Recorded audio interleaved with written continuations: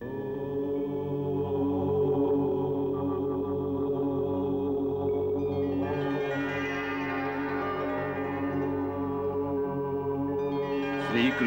బలరాముని దివ్య ఆత్మల విద్యచే గురువు సాందీపని హిమాలయ ప్రాంత మధ్యమున ఉన్న బదరీ క్షేత్రమునకు తీసుకువెళ్ళారు.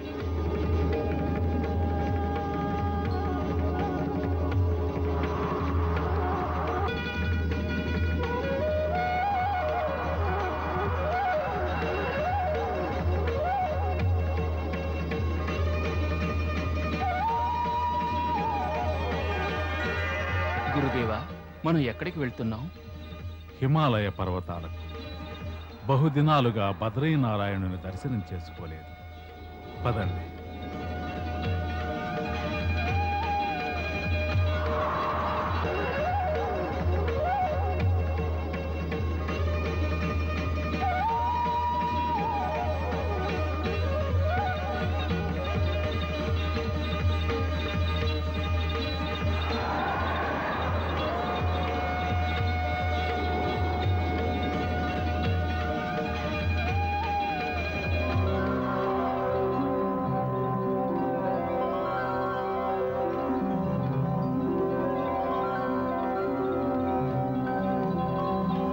అతట వారు దేవతలతో కలిసి బదరీనారాయణుని స్తుతించారు.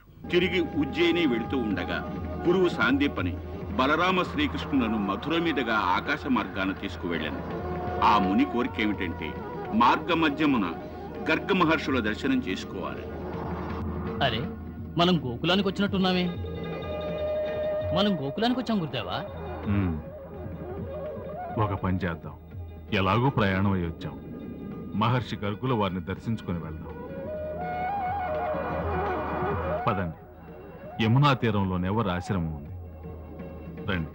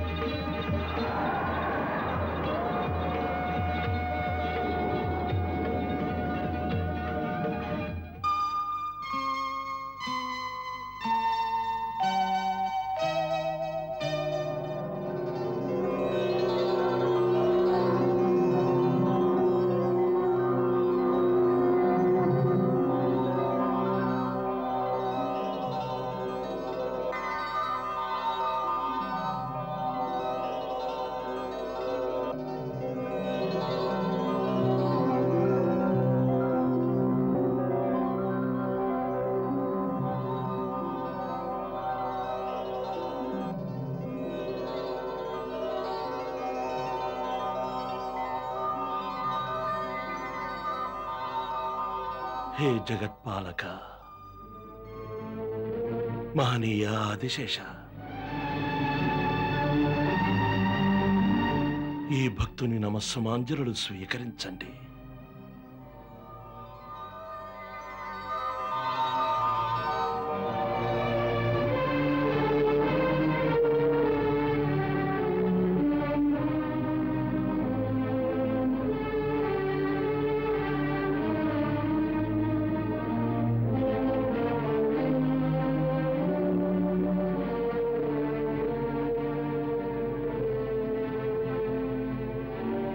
మీ యొక్క రాకతో నేను పునీతుడనయ్యాను ప్రభు, పునీతుడనయ్యాను. మహాముని, నేను తమకు ఏ విధంగా తోడ్పడగలను?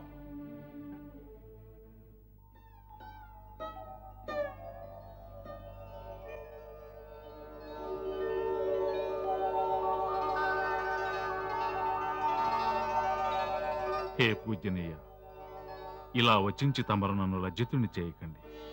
తమరు నా ఇష్టదేవులైన భగవానుల మహేశ్వరునికి ప్రియమైన శిష్యులు. అందువల్ల తమన్ని సేవించే బాధ్యత మాది. మేమిక్కడికి తమకి ధన్యవాదాలు తెలియజేయడానికి వచ్చాం. తమరు ఇటువంటి మహోన్నతులైన ఇరువురి శిష్యులను నా ఆశ్రమానికి పంపించారు. వీరిరువురు సమస్త 64 విద్యలు కేవలం 64 దినాల్లో అభ్యసించి విద్యనే నా యొక్క భాండాగారాన్ని ఖాళీ చేశారు. ఈ ధరిత్రిపై నేటి వరకు ఏ గురువుకు ఇటువంటి ప్రజ్ఞగల శిష్యులను పొందే భాగ్యం సంప్రాప్తించలేదు. ఇప్పుడే నాకు అసలు విషయం అర్థమైంది. ఇన్ని దినాలు నేను వీరిని అజ్ఞాన చక్షువులతో చూశాను. ఇన్ని దినాలు భ్రమలో ఉండి వీరెవరో దివ్య పురుషులు, దివ్యాత్మ కలవారై ఉంటారని, అందువలనే విద్యను ఎంత సులువుగా గ్రహించగల శక్తి కలిగి ఉన్నారనుకున్నాను. కానీ నాకిప్పుడు ఈ దృశ్యం చూశాక పూర్తిగా గోచరమైంది. కేవలం వీరు దివ్య పురుషులే కారు, స్వయంగా సర్వశక్తి సంపన్నులైన భగవానులు.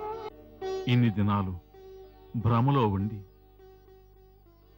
వీరెవరో దివ్య పురుషులు, దివ్యాత్మ కలవారై ఉంటారని, అందువలనే విద్యను ఎంత సులువుగా గ్రహించగల శక్తి కలిగి ఉన్నారనుకున్నాను. కానీ నాకిప్పుడు ఈ దృశ్యం చూశాక పూర్తిగా గోచరమైంది.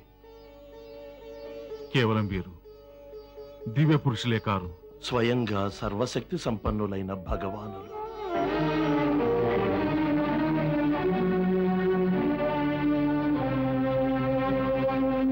వారే త్రిలోకాల స్వామి భగవానుడు శ్రీకృష్ణుడు.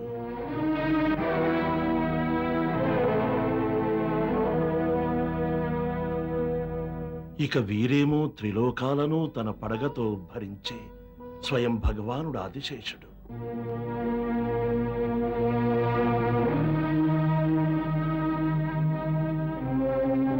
తమరు వారిని గుర్తించలేదు.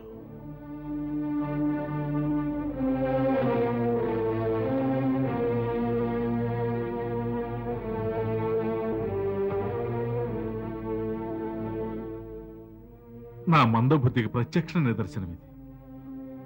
నా కళ్ళ ముందు త్రిలోకనాథుడు సంచరిస్తుంటే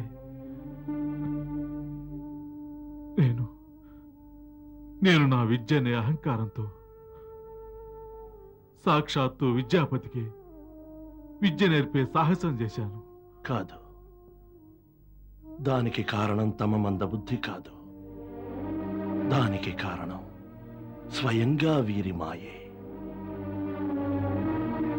తమ ఎదుట ఆసీనులై ఏ విధంగా తమ మాయాతరణను పరిచారంటే ఏ పాటి కూడా తమ శక్తితో వీరిని ఏ పరిస్థితిలోనూ గుర్తించలేనంత మేరకు వీరిని తమరు గుర్తించలేరు. వారే గుర్తించేట్టు చేయగలరు.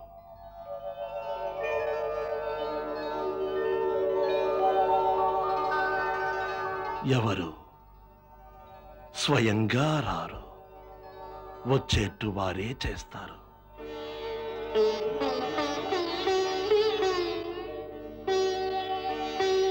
తమరు ఇచ్ఛాపూర్వకంగా ఇక్కడకు వచ్చావనుకుంటున్నారు కదూ? కాదు మహాముని, ఇది కూడా వారి అనంత కృపయే. తమ మనసులో ఇక్కడికి రావాలన్న సంకల్పాన్ని కలిగించింది కూడా వారే.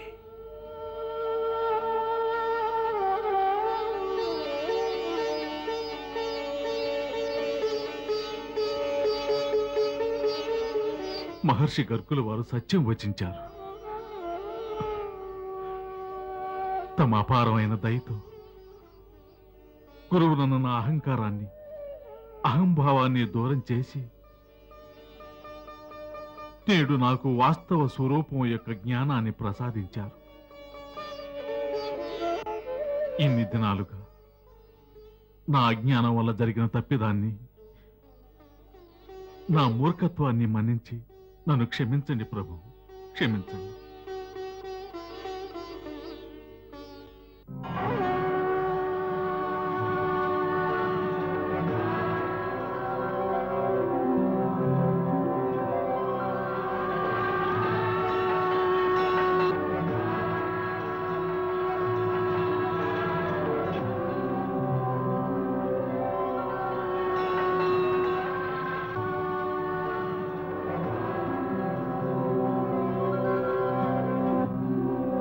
జగదీశ్వర, హే త్రిలోకనాథ, తమరు నా అపరాధాల్ని మన్నించండి ప్రభు. అజ్ఞానం వల్ల నేను చేసినవన్నీ మా యొక్క భ్రమ వల్ల చేసినవే. తమరు దయాసాగరులు. మది అపరాధాన్ని కరుణించి తక్షణమే తమ చరణాల సన్నిధికి నన్ను చేర్చుకోండి ప్రభు. తమ యొక్క మాయాబంధనాల నుంచి విముక్తుడి చేయండి ప్రభు, విముక్తుడి చేయండి. మహాముని సాందీపని, ఇంతకు ముందు జరిగిన వాటికి, ఇకపై జరగబోవు వాటికి బాధ్యుడవు నీవు కాదు. సమస్తము మా యొక్క మాయా ప్రభావం చేత మా ఇచ్ఛానుసారమే జరుగుతోంది. మేము నీ కర్మనిష్టలకు అతి ప్రసన్నులమయ్యాము. నీ కర్మనిష్టలు, నీకు భగవంతుని యందు గల భక్తి శ్రద్ధలు, వాటి ప్రభావం చేత నీవి మాయాబంధనాల నుండి విముక్తుడవుతావు. మహాముని, దానికి కొంత వ్యవధి ఉంది. ఎందుకంటే ఇంకా నీలో కొన్ని తృష్ణలు, కొన్ని ఆకాంక్షలు మిగిలి ఉన్నాయి. మహాముని సాందీపని, ఇంతకు ముందు జరిగిన వాటికి, ఇకపై జరగబోవు వాటికి బాధ్యుడవు నీవు కాదు. సమస్తము మా యొక్క మాయా ప్రభావం చేత మా ఇచ్ఛానుసారమే జరుగుతోంది. మేము నీ కర్మనిష్టలకు అతి ప్రసన్నులమయ్యాము. నీ కర్మనిష్టలు, నీకు భగవంతుని యందు గల భక్తి శ్రద్ధలు, వాటి ప్రభావం చేత నీవి మాయాబంధనాల నుండి విముక్తుడవుతావు. మహాముని, దానికి కొంత వ్యవధి ఉంది. ఎందుకంటే ఇంకా నీలో కొన్ని తృష్ణలు, కొన్ని ఆకాంక్షలు మిగిలి ఉన్నాయి. పూర్వజన్మ కర్మానుసారంగా నీవు కొన్ని సుఖదుఖాలను అనుభవించలేదు. అప్పటి వరకు నీపై మా మాయా ప్రభావం ఉంటుంది. పిదప నీ అంత్య సమయం ఆసన్నమైనప్పుడు మా కృపచే మా మాయ నుండి విముక్తుడవవుతావు. నీకప్పుడు మా అనన్య భక్తి ప్రాప్తిస్తుంది. అప్పుడు నీవు ఈ శరీరాన్ని విడనాడి మా గోలోకమునకు వస్తావు. అక్కడ మాకు సఫర్యలు చేసే భాగ్యం నీకు ప్రాప్తిస్తుంది. మా మాయ యొక్క ప్రభావం వల్ల నేటి ఈ సంఘటన నీకు గుర్తు ఉండదు. అలాంటప్పుడే శిష్యులుగా మమ్ములను నీవు పరిగణించగలవు.